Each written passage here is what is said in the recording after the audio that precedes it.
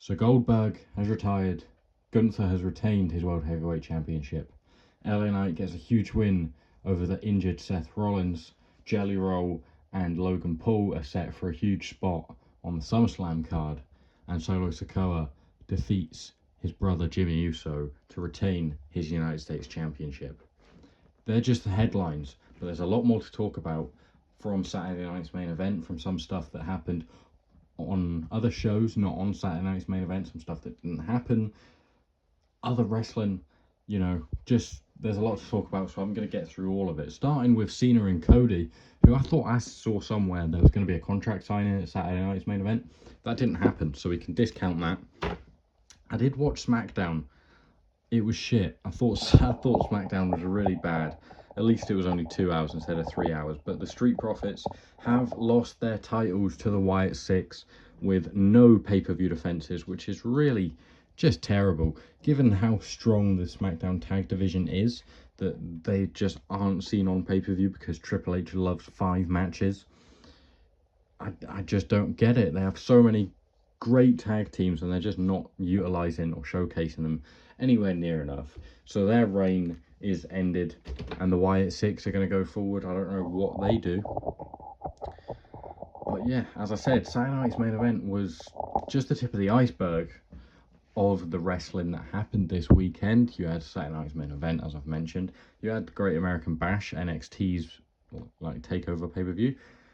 And you had AEW All In, which is, of course, AEW's WrestleMania, where we saw Jon Moxley finally lose the AEW World title, or the AEW briefcase as he's had. Hangman Page choked him out, and he is the AEW champion again. I did watch bits of that live. You saw the whole Big Boom AJ and Big Justice stuff on the pre-show 0 hour. Then you had a Swerve and Ospreay against the Bucks, and they won. So now the Bucks aren't EVPs or something. I'm guessing that's just in kayfabe. I saw the final sequence. Not a huge fan of the no selling of the double Canadian Destroyer, but other than that, it is pretty impressive stuff. You got Okada Omega, you had Tony Storm beating Mercedes Moné, you had the Casino Gauntlets, and of course the main event. I was going to do predictions on that, and then I was going to do it on Evolution, which happens tonight, the WWE Women's Only pay-per-view, but then I would have had to do my reactions to it as well, and then there was an NXT show that I thought I would have to do as well. There's a lot going on. I do want to branch out. I do want to potentially do some AEW predictions and more videos about AEW going forward, like Jon Moxley, who this Ultimate Edition of Custom is for sale, by the way, down in the description below on my Vinted if you're interested in it. So I would like to do more videos on that going forward, just to, diversify a bit, but not right now. Maybe in the future. You saw Bryan Danielson come back and Adam Cole, sadly, potentially retiring. Talk about retiring, we are going to get to Goldberg in a little bit, but first up we'll get to Jimmy versus Solo, which went head-to-head with AEW All In, which is just funny, really, isn't it? It sums it up. Some really weird tweets about WWE and stuff that I've seen, and I just think wrestling fans are really weird. I know I'm a wrestling fan. I'm probably quite weird to most people, to be fair, for liking wrestling, but some fans take it to a different level. I mean, who cares? Watch what you want. Tribalism is a really weird thing. I'm not the biggest fan of AEW, but I'll watch some of the stuff and I'll enjoy some of the stuff. I don't like everything. I don't like everything WWE does. In fact, I don't like quite a lot of what WWE does. Saturday night's main event as a whole, I don't really like. It's a good concept from like the 80s and 90s. Now it's shit. It's on YouTube. There's tons of adverts. And it's a glorified house show. It's not great. You get Jimmy versus Solo, which only one person was winning here, because if anyone's going to take the US title off Solo, it's going to be Jacob, probably at SummerSlam. So Jimmy he takes the pin after a roll-up and an assist from Tala Tonga, FKA Hikuleo, which is a much better name. You had Jimmy doing the Whisper in the Wind off the top rope to like all of the MFTs. Shit name as well. I do like Solo. I like the comedy side and stuff like that. I don't really love his serious side. I want to like him though, and he does get the win.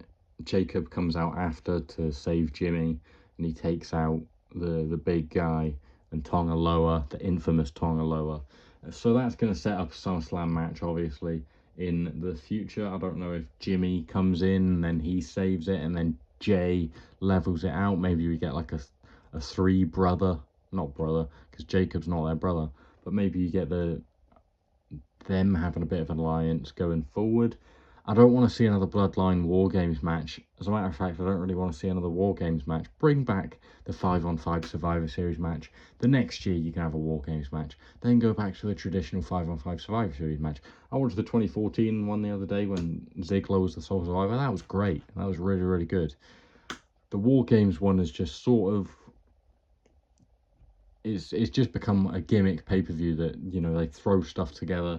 Like when they used to throw a feud in that wasn't deserving of a Hell in a Cell match in, which they haven't done anymore. They got rid of Hell in a Cell and they brought back Bad Blood, and that Punk versus Drew match was absolutely deserving of a Hell in a Cell, and it was everything a Hell in a Cell match should have been, and it was the match of the year last year for me, as Drew... Well, I'm done talking about these now. As Drew was the superstar of the year for me as well, I would have said. This time around, after, you know, a fantastic year last year, you think, right, Drew is going to be pushed to the moon. He's going to get what he earned over the last year with his big performances, his great story with CM Punk, and his 5-minute title reign will be repaid with a really good one, a big world title reign this year. And then he's feuding with Randy Orton. Nice, Randy's a main event guy. Oh, but Logan Paul and Jelly Roll are involved. And now at SummerSlam, it's going to be Logan Paul and Drew McIntyre versus Randy Orton and Jelly Roll. Who cares? I mean, Randy does. That was a really passionate promo on SmackDown from him. And I did like the irony bit of Logan saying we don't need you celebrities to Jelly Roll, because obviously that's what Logan's done. And no one likes him. And I feel bad for Jelly Roll, because he's going to get a lot of criticism and hate for something when he probably just really liked the WWE and wrestling growing up, and now he's in a position where he can get in there because he's a big enough name, and TKO just loves celebrities, that he thinks, yeah, you know, why not? And that's cool for him. You know, he at Mania or SummerSlam last year, and he did a choke slam to, was it Theory? He choke slam Theory? I can't remember. But now he looks like he's set to have a match with Randy and Drew, which is pretty cool for him. Is stooping quite low for these two. The match itself was okay. You get Randy having the win, which I was surprised with. I thought Drew would win, but it's just, I guess it's set up for a heel beatdown, and then, you know, we'll get the tag team rematch at SummerSlam probably, which who really cares? Hopefully Drew comes out stronger after it, and, you know, he's probably going to have to, because there are a lot of question marks right now, which I will talk about. But I'll get to the main event first. Why not? Goldberg versus Gunther seemed like it was quite long. It was okay. Goldberg sort of gets his shine at the start, then he drives himself through a barricade. Gunther takes control, rips off the knee brace, has a bit of a square up with his kid. Is it Gage or is it Gabe? I don't know. One of them, and then chokes him out. Fair enough. Yeah. And then after the match, Goldberg retires, and he gets cut off in his retirement speech because Saturday night's main event is shit. It's a shit program because they have a time slot. If they don't meet it, they just cut it off the air after 2 hours. And there's loads of adverts in the middle of matches, so it can't even be great to be in the arena either, because a lot of the match, or like a fair share of the match, is probably just filler stuff while the adverts are showing. But yeah, Goldberg's gone, which I'm fine with. He's not offering much. That's his first match in 3 years, and now Gunther can hopefully go on and have a good world title reign, much better than his first world title reign, which was hamstrung by Damian Priest and Jey Uso. But hopefully this time he gets a proper world title reign and he's just allowed to wrestle like he should have, like he did with the IC title going forward. And, you know, I don't know who who he goes on to face. Probably Punk at SummerSlam, right? That's what I'm thinking. There is a lot of stuff up in the air now because, as we saw in the LA Knight versus Seth Rollins match, which LA Knight did win, he wasn't planned to win. Seth was going to go over. I'm assuming that Braun and Bronson and maybe even Heyman would have had something to do in the ending of the match, but Seth Rollins did tweak his knee, had a bit of an injury on that springboard moonsault, which he's been injured on before.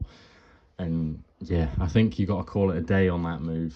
Cut that one out of the Arsenal, Seth, I think, because it's obviously not really doing any good, because that's taking him out of action. It's a legitimate injury. It isn't kayfabe. We don't know the extent of it, but Rollins has obviously had a lot of knee injuries in the past. You know, his first world title run back in like 2015, that match against Kane when he went for the power bomb off of the turnbuckle. He did like his MCL, his ACL, his meniscus, everything really bad. That had him out till like nearly past Mania 32, didn't it? So he was out for a long time then. And then last year, last year, he made it to Mania 40, barely. His knee was hanging on, and then we didn't see him for a while after that because he was obviously recovering. Now another knee injury is going to put him out of action for we don't know how long. Roman Reigns was probably going to return at some stage and then look towards a SummerSlam match against Seth. That is just how people saw it going. Seth's probably not going to make that now, so you're going to have to pivot. Braun Breaker versus Roman, spear versus spear. What does Bronson do? What does Paul Heyman, the Oracle Paul Heyman, do?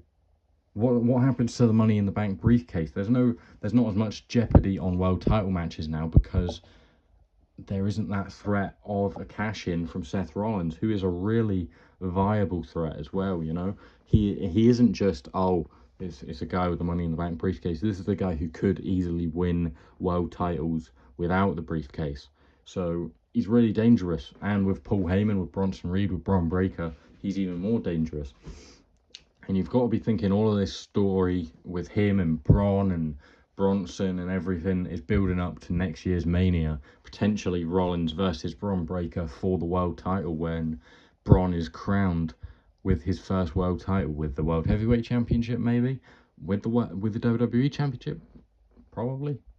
Well, not probably. I don't know, to be fair. We're hearing that John Cena versus Gunther is set to be Cena's last match. Hopefully not a Saturday night's main event, because it's shit. Don't do that, WWE. Hopefully that isn't what happens, but we don't know who Cena's going to drop the belt to. Well, probably Cody. Hopefully Cody.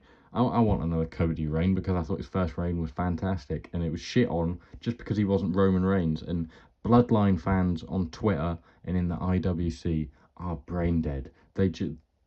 And people who wanted Goldberg to win that match, give your head a wobble. Seriously, who thought that would be a good idea? The guy was gassed. That jackhammer looked dodgy. But anyway, Rollins is out of action. LA Knight picks up a huge win, which he wasn't planned to. It was obviously improvised, and you could see he looked a little bit pissed, you know. But that's a big win for LA Knight. Hopefully, he skyrockets into that sort of picture. I don't know if maybe him versus Bronson Reed or him versus Braun Breaker is where we go forward with. If maybe you put off Roman's return, the Tribal Chief 1, OTC 1, shit name.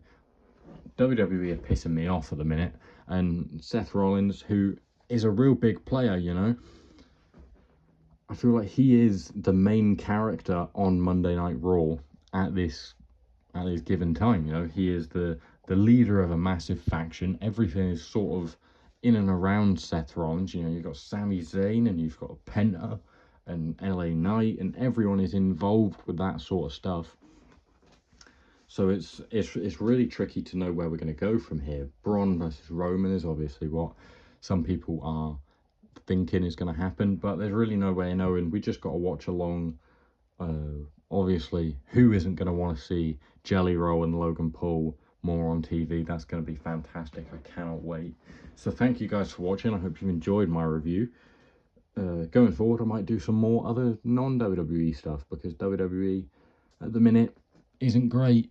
Planning on doing some videos about that, you know, TKO's problems, WWE's problems, wrestling's problems in general, and some more sort of commentary videos. I'm looking to get into doing them, as well as other quizzes, my PIC-FED and stuff like that. I've got loads of ideas and loads of stuff planned, so if you haven't already, please do subscribe to the channel with your post notifications turned on down below. While you're there, may as well like the video if you've enjoyed.